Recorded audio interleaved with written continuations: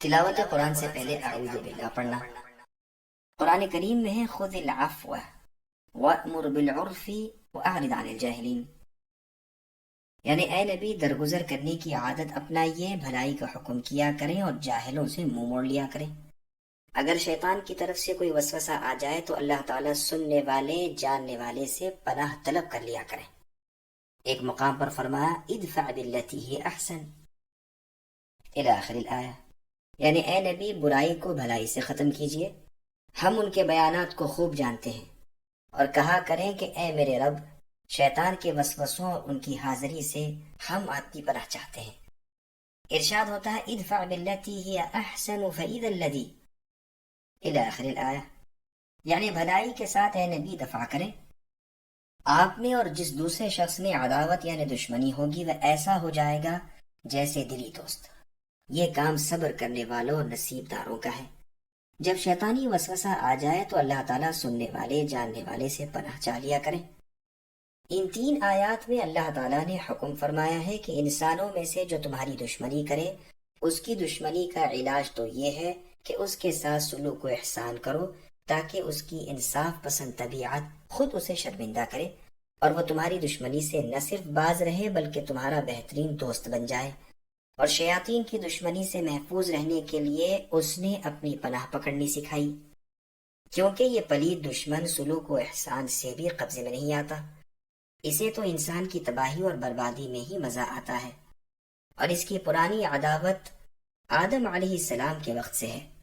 قرآن میں اللہ فرماتے ہیں اے بنی آدم دیکھو کہیں شیطان تمہیں بھی بہکا نہ دے، جس طرح تمہارے ماں باپ یعنی آدم و حوا کو بہکا کر جنت سے نکلوا دیا۔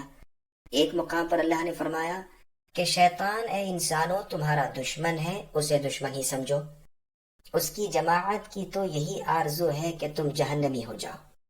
ایک اور جگہ اللہ نے فرمایا کیا تم اے انسانوں اس شیطان کی اور اس کی ذریات یعنی اولاد کی دوستی کرتے ہو مجھے چھوڑ کر؟ وہ تمہارا دشمن ہے، یاد رکھو ظالموں کے لیے برا بدلہ ہے۔ یہی وہ لعین ہے جس نے قسم کھا کر ہمارے باپ آدم علیہ السلام سے کہا تھا کہ میں تمہارا خیر خواہ ہوں، تو اب خیال کر لیجئے کہ ہمارے ساتھ اس کا کیا معاملہ ہوگا۔ ہمارے لیے تو وہ حلف یعنی قسم اٹھا کر آیا ہے کہ اللہ رب العزت کی قسم میں ان سب کو بہکاؤں گا، ہاں ان میں سے جو مخلص بندے ہیں وہ محفوظ رہ جائیں گے۔ اس لیے اللہ تعالیٰ کا فرمان ہے فَإِذَا قَرَأْتَ الْقُرْآنَ فَاسْتَعِذْ بِاللَّهِ مِنَ الشَّيْطَانِ الرَّجِيمِ، کہ جب قرآن کی اے نبی تلاوت کیا کریں تو اللہ تعالیٰ سے پناہ طلب کر لیا کریں شیطان راندے ہوئے سے۔ ایمانداروں اور اللہ تعالیٰ کو توکل کرنے والوں پر شیطان کا کوئی زور نہیں، اس کا زور تو انہی پر چلتا ہے جو اسے دوستی رکھیں اور اب تعالیٰ کے ساتھ شرک کریں۔ قراء کی ایک جماعت تو کہتی ہے کہ قرآن پڑھنے کے بعد اعوذ باللہ من الشیطان الرجیم پڑھنی چاہیے۔ اس میں دو فائدے ہیں، ایک تو قرآن کے طرز بیان پر عمل ہے، دوسرے عبادت کے بعد کے غرور کا توڑ۔ ابو حاتم سجستانی رحمہ اللہ نے اور ابو الفلوفہ نے حمزہ کا یہی مذہب نقل کیا ہے، جیسے کہ ابو القاسم یوسف ابن علی ابن جنادہ نے اپنی کتاب العبادات الکامل میں بیان کیا ہے۔ قرطبی نے امام مالک رحمہ اللہ کا مذہب بھی یہی بیان کیا ہے، لیکن ابن عربی اسے غریب کہتے ہیں۔ ایک مذہب یہ بھی ہے کہ اول آخر دونوں مقام پر اعوذ باللہ من الشیطان الرجیم پڑھیں تاکہ دونوں دلیلیں جمع ہو جائیں، اور جمہور علماء کا مشہور مذہب یہ ہے کہ تلاوت سے پہلے اعوذ باللہ من الشیطان الرجیم پڑھنا چاہیے تاکہ وسوسے دور ہو جائیں۔ تو ان بزرگوں کے نزدیک آیت کے معنی جب پڑھے تو یعنی جب پڑھنا چاہے تو ہو جائیں گے، جیسے کہ آیت اذا قمتم یعنی جب تم نماز کے لیے کھڑے ہو تو وضو کر لیا کرو کے معنی جب تم نماز کے لیے کھڑے ہونے کا ارادہ کرو کے ہیں۔ احادیث کی روح سے بھی یہی معنی ٹھیک معلوم ہوتے ہیں۔ مسند احمد کی حدیث میں ہے کہ جب رسول اللہ صلی اللہ علیہ وسلم رات کو نماز کے لیے کھڑے ہوتے تو اللہ اکبر کہہ کر نماز شروع کرتے، پھر سبحانک اللہم وبحمدک وتبارک اسمک وتعالی جدک ولا الہ غیرک پڑھ کر 3 مرتبہ لا الہ الا اللہ پڑھتے، پھر فرماتے اعوذ باللہ السمیع العلیم من الشیطان الرجیم من ہمزہ ونفخہ ونفثہ۔ سنن اربعہ میں بھی یہ حدیث ہے۔ امام ترمذی فرماتے ہیں اس باب میں سب سے زیادہ مشہور یہی ہے۔ ہمزی کے معنی گلا گھوٹنے کے، اور نفخ کے تکبر کے، اور نفث کے معنی شعر گوئی کے ہیں۔ ابن ماجہ کی ایک روایت میں ہی معنی بیان کیے گئے ہیں، اور اس میں ہے کہ رسول اللہ نماز میں داخل ہوتے ہی 3 مرتبہ اللہ اکبر، 3 مرتبہ الحمدللہ کثیرن، اور 3 مرتبہ سبحان اللہ بکرۃ و اصیلا پڑھتے، پھر یہ پڑھتے اللہم انی اعوذ بک من الشیطان من ہمزہ ونفخہ ونفثہ، یعنی اے اللہ بلا شبہ میں آپ کی پناہ مانگتا ہوں شیطان سے، اور اس کے گلا گھوٹنے سے، اور اس کے تکبر کرنے اور تکبر کروانے سے، اور اس کے شعر گوئی پر ابھارنے سے۔ مسند ابی یعلا میں ہے کہ رسول اللہ کے سامنے 2 شخص لڑنے لگے، غصے کے مارے ایک کے نتنے پھول گئے۔ رسول اللہ نے فرمایا کہ اگر یہ اعوذ باللہ من الشیطان الرجیم کہہ لے تو اس کا غصہ ابھی جاتا رہے۔ نسائی نے اپنی کتاب میں بھی اسے روایت کیا ہے، مسند احمد، ابو داؤد، ترمذی میں بھی یہ حدیث ہے۔ اسی کی ایک اور روایت میں اتنا اضافہ اور بھی ہے کہ معاذ رضی اللہ عنہ نے اس شخص سے اس کے پڑھنے کو کہا، لیکن اس نے نہ پڑھا اور اس کا غصہ بڑھتا ہی گیا۔ امام ترمذی رحمۃ اللہ علیہ فرماتے ہیں یہ اضافہ والی روایت مرسل ہے، اس لیے کہ عبد الرحمن ابن ابی لیلہ جو معاذ رضی اللہ عنہ سے روایت کرتے ہیں، ان کا معاذ رضی اللہ عنہ سے ملاقات کرنا ثابت نہیں، بلکہ یہ 20 برس پہلے فوت ہو چکے تھے۔ لیکن یہ ہو سکتا ہے کہ شاید عبد الرحمن رحمۃ اللہ علیہ نے ابی بن کعب رضی اللہ عنہ سے سنا ہو، وہ بھی اس حدیث کے راوی ہیں، اور اسے معاذ رضی اللہ عنہ تک پہنچایا ہو۔ کیونکہ اس واقعے کے وقت تو بہت سے صحابہ رضی اللہ عنہ موجود تھے۔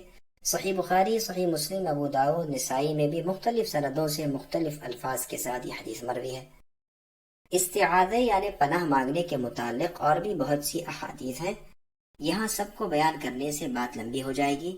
ان کے بیان کے لیے اذکار و وظائف اور فضائل اعمال کے بیان کی کتابیں ہیں، واللہ اعلم۔ ایک روایت میں ہے کہ جبریل علیہ السلام جب سب سے پہلے وحی لے کر رسول اللہ کے پاس آئے تو پہلے اعوذ پڑھنے کا حکم دیا۔ تفسیر ابن جریر میں عبداللہ ابن عباس رضی اللہ عنہما سے روایت ہے کہ پہلی مرتبہ جب جبریل علیہ السلام رسول اللہ صلی اللہ علیہ وسلم پر وحی لے کر آئے تو فرمایا اعوذ پڑھیے۔ رسول اللہ نے فرمایا استعیذ باللہ السمیع العلیم من الشیطان الرجیم، پھر کہا اقرأ بسم ربک الذی خلق۔ عبداللہ رضی اللہ عنہ فرماتے ہیں سب سے پہلی سورت جو اللہ تعالیٰ نے جبرائیل علیہ السلام کی معرفت محمد صلی اللہ علیہ وسلم پر نازل فرمائی یہی ہے، لیکن یہ اثر غریب ہے اور اس کی اسناد میں ضعف اور انقطاع ہے۔ ہم نے اسے صرف اس لیے بیان کیا ہے کہ معلوم ہو جائے، واللہ اعلم۔ اعوذ باللہ پڑھنے کے وجوب یا استحباب کے بارے میں علماء کے اقوال۔ جمہور علماء کا قول ہے کہ اعوذ پڑھنا مستحب ہے، واجب نہیں، کہ اس کے نہ پڑھنے سے گناہ ہو۔ عطا بن ابی رباح رحمۃ اللہ علیہ کا قول ہے کہ جب کبھی قرآن پڑھے استعاذہ کا پڑھنا واجب ہے، خواہ نماز میں ہو خواہ غیر نماز میں۔ امام زہری رحمۃ اللہ علیہ نے یہ قول نقل کیا ہے۔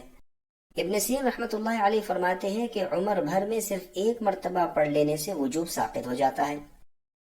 عطا رحمۃ اللہ علیہ کے قول کی دلیل آیت کے ظاہری الفاظ ہیں، کیونکہ اس میں فاستعذ امر ہے، اور عربیت کے قواعد کے لحاظ سے امر وجوب کے لیے ہوتا ہے، یعنی پس آپ اے نبی پناہ مانگ لیا کریں۔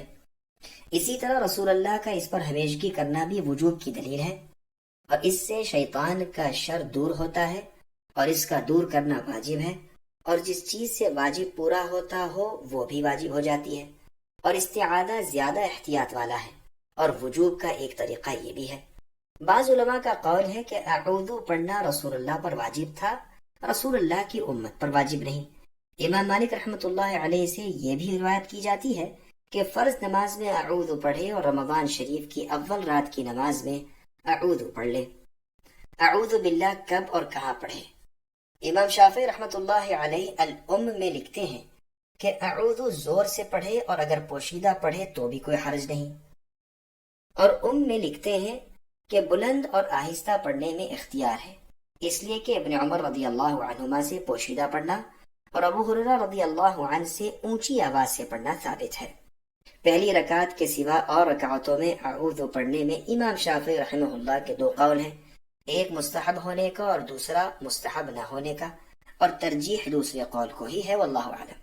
صرف اعوذ باللہ من الشیطان الرجیم کہہ لینا امام شافعی اور ابو حنیفہ کے نزدیک تو کافی ہے، لیکن بعض کہتے ہیں اعوذ باللہ السمیع العلیم من الشیطان الرجیم ان اللہ هو السمیع العلیم پڑھے۔ امام سفیان ثوری اور امام اوزاعی رحمۃ اللہ علیہما کا یہی مذہب ہے۔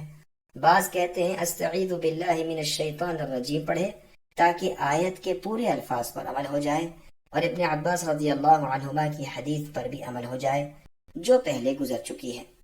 لیکن جو صحیح احادیث پہلے گزر چکی وہیں اتباع کے لیے بہتر ہیں، واللہ اعلم۔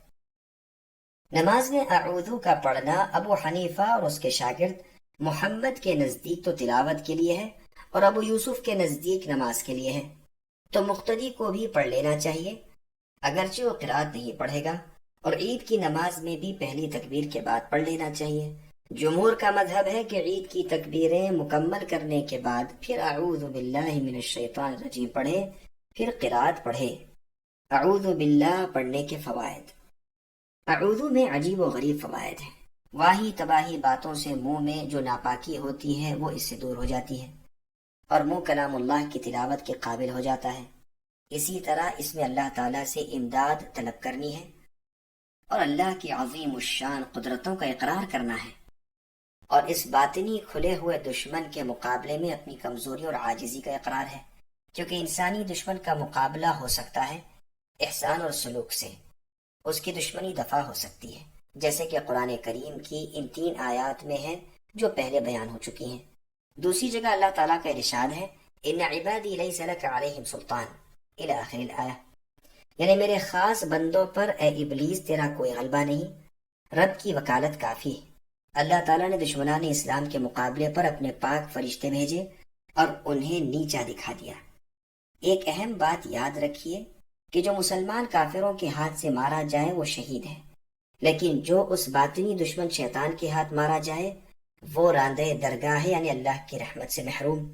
جس پر کفار غالب آ جائیں وہ اجر پاتا ہے، لیکن جس پر شیطان غالب آئے وہ ہلاک و برباد ہوتا ہے، چونکہ شیطان انسان کو دیکھ سکتا ہے اور انسان اسے نہیں دیکھ سکتا۔ اس لیے قرآنی تعلیم یہ ہے کہ تم اس کے شر سے اس کی پناہ چاہو، اس اللہ کی جو اس شیطان کو دیکھ سکتے ہیں، اور یہ شیطان اس اللہ کو نہیں دیکھ سکتا۔ اعوذ باللہ من الشیطان الرجیم کے لغوی معنی۔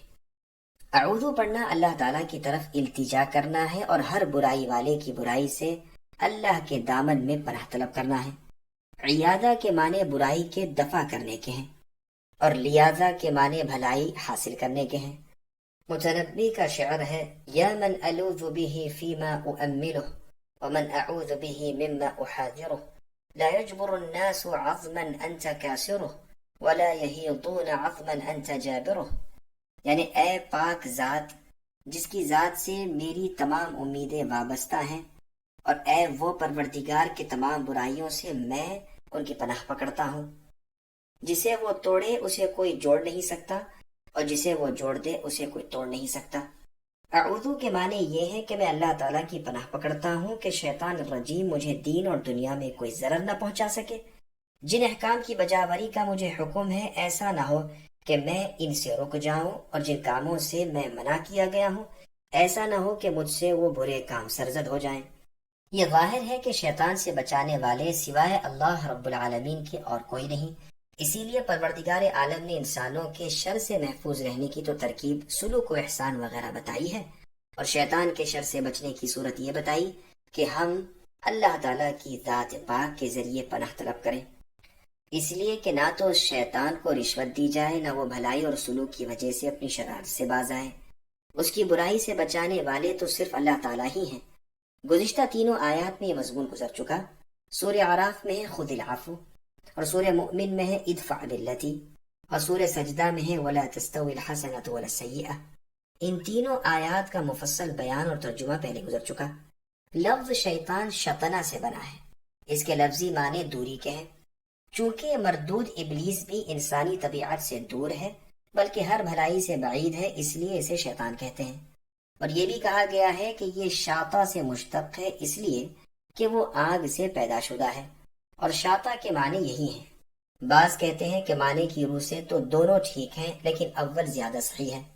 عرب شاعروں کے شعر بھی اس کی تصدیق میں ملتے ہیں۔ امیہ ابن ابی الصلت اور نابغہ کے شعروں میں بھی یہ لفظ شطنہ سے مشتق ہے، اور دور ہونے کے معنی میں مستعمل ہے۔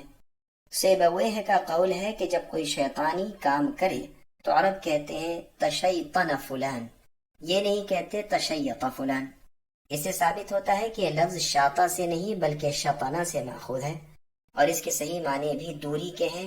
جو جن و انس و حیوان سرکشی کرے اسے شیطان کہہ دیتے ہیں۔ قرآن کریم میں ہے وَكَذَلِكَ جَعَلْنَا لِكُلِّ نَبِيٍّ عَدُوًّا شَيَاطِينَ الْإِنسِ وَالْجِنِّ إِلَى آخر الآیہ، یعنی اسی طرح ہم نے ہر نبی کے دشمن شیاطین جن و انس کیے ہیں جو آپس میں ایک دوسرے کو دھوکے کی بناوٹی باتیں پہنچاتے رہتے ہیں۔ صحیح مسلم میں ابو ذر رضی اللہ عنہ سے روایت ہے کہ رسول اللہ صلی اللہ علیہ وسلم نے فرمایا نماز کو عورت، گدھا اور کالا کتا توڑ دیتا ہے۔ میں نے کہا اللہ کے رسول، سرخ زرد کتوں میں سے کالے کتے کی تخصیص کی کیا وجہ ہے؟ آپ نے فرمایا کالا کتا شیطان ہے۔ عمر رضی اللہ عنہ ایک مرتبہ ترکی گھوڑے پر سوار ہوتے ہیں، وہ ناز و خرام سے چلتا ہے۔ عمر رضی اللہ عنہ اسے مارتے پیٹتے بھی ہیں، لیکن اس کا اکڑنا اور بھی بڑھ جاتا ہے۔ آپ اتر پڑتے ہیں اور فرماتے ہیں تم تو میری سواری کے لیے کسی شیطان کو پکڑ کر لائے۔ میرے نفس میں تکبر آنے لگا، چنانچہ میں نے اس سے اتر پڑنا ہی مناسب سمجھا۔ رجیم فعیل کے وزن پر مفعول کے معنی میں ہے، یعنی وہ مرجوم ہے، یعنی ہر بھلائی سے دور ہے، جیسے کہ اللہ تعالیٰ فرماتے ہیں وَلَقَدْ زَيَّنَّا السَّمَاءَ الدُّنْيَا بِمَصَابِيحَ وَجَعَلْنَاهَا رُجُومًا لِلشَّيَاطِينِ، یعنی ہم نے دنیا کے آسمان کو ستاروں سے مزین کیا اور انہیں شیطانوں کے لیے رجم بنایا، اور فرمایا اِنَّا زَيَّنَّا السَّمَاءَ الدُّنْيَا بِزِينَةٍ الْكَوَاكِبِ وَحِفْظًا مِّن كُلِّ شَيْطَانٍ مَارِدٍ، یعنی ہم نے آسمان و دنیا کو تاروں سے زینت دی اور ہر سرکش شیطان سے بچاؤ بنایا۔ وہ اعلیٰ فرشتوں کی باتیں نہیں سن سکتے اور ہر طرف سے مارے جاتے ہیں، بھگانے کے لیے، اور لازمی عذاب ان کے لیے ہے۔ جو ان میں سے کوئی بات اچک کر بھاگتا ہے اس کے پیچھے ایک چمکیلا شعلہ لگتا ہے۔ ایک اور جگہ ارشاد ہے وَلَقَدْ جَعَلْنَا فِي السَّمَاءِ بُرُوجًا إِلَى آخر الآیہ، یعنی ہم نے آسمان میں برج بنائے اور انہیں دیکھنے والوں کے لیے زینت دی، اور اسے ہر دھتکارے ہوئے شیطان سے ہم نے محفوظ کر لیا، مگر جو کسی بات کو چرا لے جائے اس کے پیچھے چمکتا ہوا شعلہ لگتا ہے۔ اسی طرح کی اور آیات بھی ہیں۔ رجیم کے ایک معنی راجم کے بھی کیے گئے ہیں، چونکہ شیطان لوگوں کو وسوسوں اور گمراہیوں سے رجم کرتا ہے، اس لیے اسے رجیم یعنی راجم کہتے ہیں۔